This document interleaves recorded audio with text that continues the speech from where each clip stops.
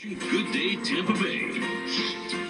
We've been talking about this story for quite some time now. A battle brewing in Pasco County. Parents upset over rezoning. Kids who have been at the same school for a number of years may be forced to attend other schools because of overcrowding issues. Hundreds of parents showed up for a school board meeting to express their frustration.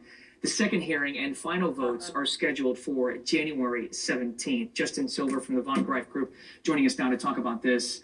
Pasco County boom. Thanks for being with us, especially in the new year, man. We appreciate it. My pleasure, man. Thanks for having me. Well, let me ask you. Let me start off by asking you this: why are we seeing such a boom in Pasco County? Is it because the property's so cheap and you get more for your buck? That's kind of what had initially started the boom in Pasco County. So, Pasco County is pretty large. Big area right now that's been getting more and more populated is Wesley Chapel.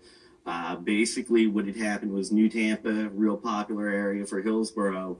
Last 20 years, they were building, putting more and more properties, making it a better and better area, adding more amenities. And as that happened and as prices began to appreciate in New Tampa, they started branching out just north of that, which is Pasco County, Wesley Chapel. So the people that couldn't necessarily afford New Tampa went just up the road to Wesley Chapel, which was very similar and nearby. However, what ended up happening is, the Wesley Chapel School District in a few of the areas of Wesley Chapel in the last few years ended up surpassing some of the other school districts. And that in turn made, those parts of Wesley Chapel very popular and started making that part of Wesley Chapel begin to get priced equally, if not greater than, parts of New Tampa and other areas that were overselling. So, it goes back and forth and everything, but that just goes to show how big of a change has happened in Pasco, parts of Pasco, and it's a good change. We're seeing a lot of additions going into the area, both commercial with different shopping and restaurants and additions to roadways, but also many new communities offering all different types of amenities. School district improvements, zonings, ratings, everything like that is going great. So what happens is everybody starts moving to that area.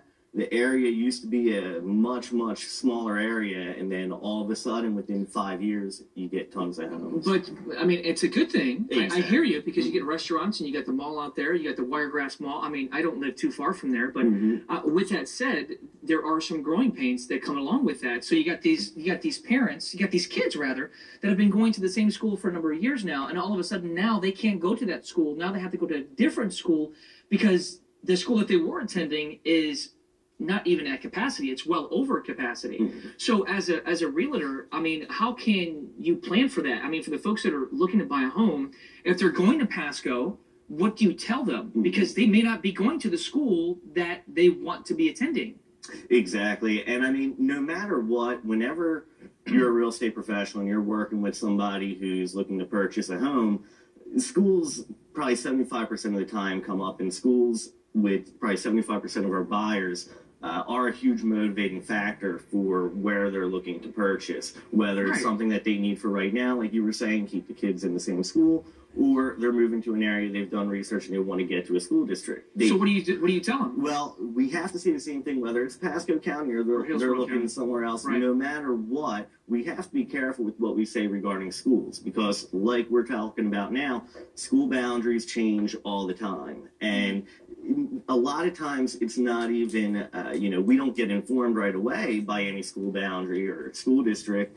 So what we have to do is the same thing for all of our clients, and that's initially let them know, hey, look, school boundaries, they're always subject to change. They're constantly changing. And especially if our clients are looking in Pasco County, it's the duty of a real estate agent to take it upon themselves and say, look, this is the school district that it's big, these particular homes are currently assigned to. However, it could change.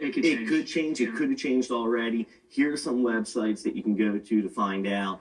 Give a call to the schools in addition to that, and just make sure you do your homework with it. We're not necessarily, and we shouldn't really tell them, yes, this is going to be the school that's assigned to this Right. home. That's a huge liability issue and not doing the right service. But you give them the information to where to go. Happy New Year, man. Hey, Happy New Year to you Happy too. New Year be good to you, my friend. I appreciate you coming in. I tell you, it's a hot button issue too. Oh yeah, it can go on for a while. All right, coming up, a story to inspire you for the new year. A man overcomes an unimaginable